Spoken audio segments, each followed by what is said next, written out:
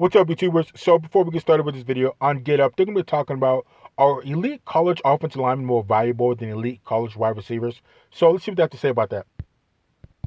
Jeff Saturday, I will actually look at you as I make this statement, and it is quite simply this.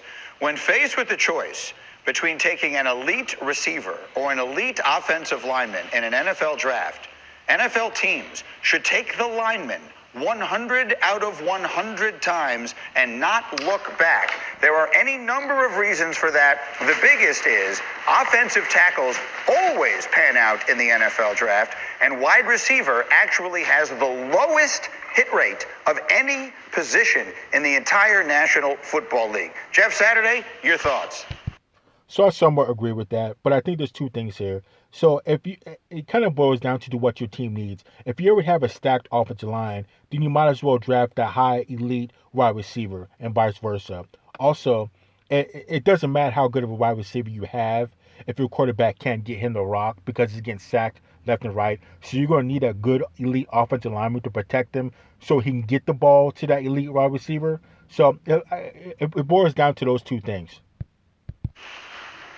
This is why I love you, Greeny. The intelligence. I mean, this is like asking offensive linemen, are donuts a staple of their diet? The obvious answer is yes. Absolutely, it's a staple. And it should be. An offensive lineman should always take precedent over a wide receiver. You plug and play these guys. When you find a guy that you know can come in and can make a contribution to your football team, this is what it is. You can find guys later, but elite offensive linemen, listen, only so many are created, and Swagoo knows it. Size, speed, angry. We call them big skill, not little skill. Little skill is outside, Greeny. Big skill, it is a rarity, and you always take them. I love your opinion. There's no way I would try to change it. Mark? So again, it depends, like I said, on what your team needs and the quality of the eliteness of the offensive lineman or the wide receiver. I'm pro lineman because I used to be a lineman.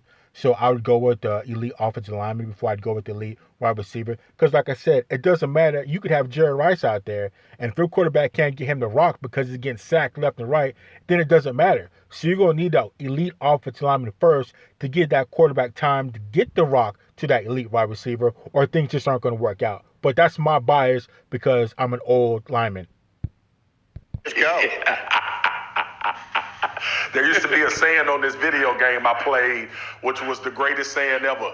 Big, fast people beat little, fast people. And that's exactly Yes. what you do in the NFL. You try to find a lot of big, fast people. Now, obviously, you need your skill guys and position guys. But listen, there is no better definition. And my stupid self for picking the damn Kansas City Chiefs with no offensive line in the Super Bowl, I'm still losing sleep over that because it went against everything I've ever learned about football. So the bottom line is... Yeah, but there was other reasons why the Kansas City Chiefs lost the Super Bowl to the GOAT.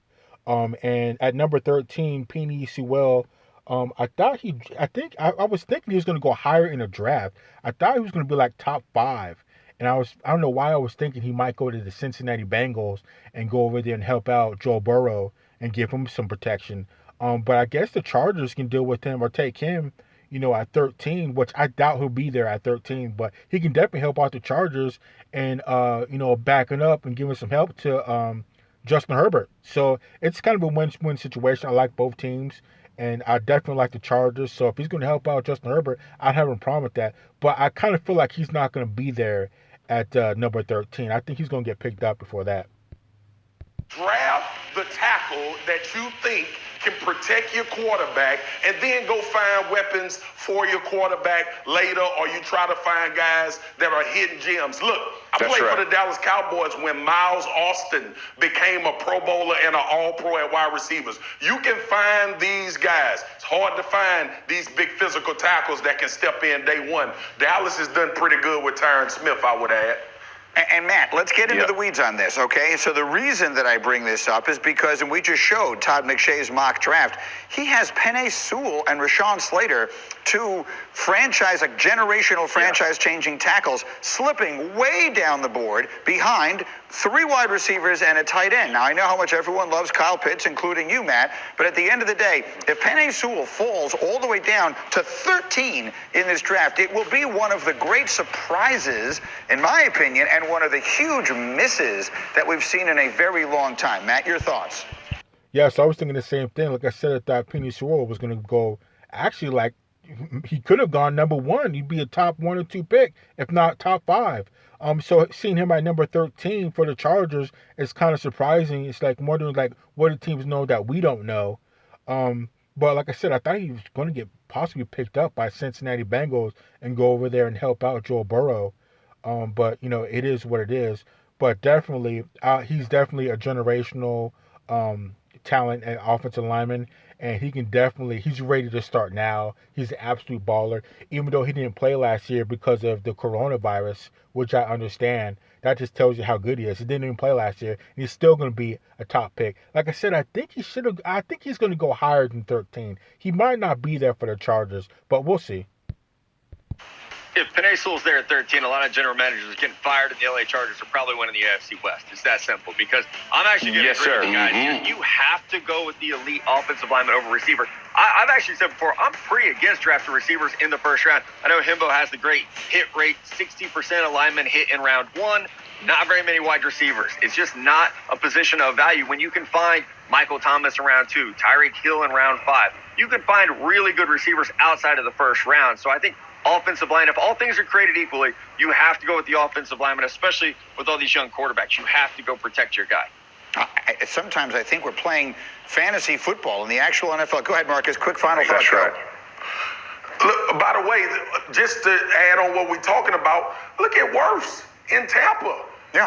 They drafted him to protect Tom Brady, and he was one of the better offensive linemen. Forget rookies, one of the better offensive linemen in the NFL. He had a lot to do with them winning the Super Bowl, by the way.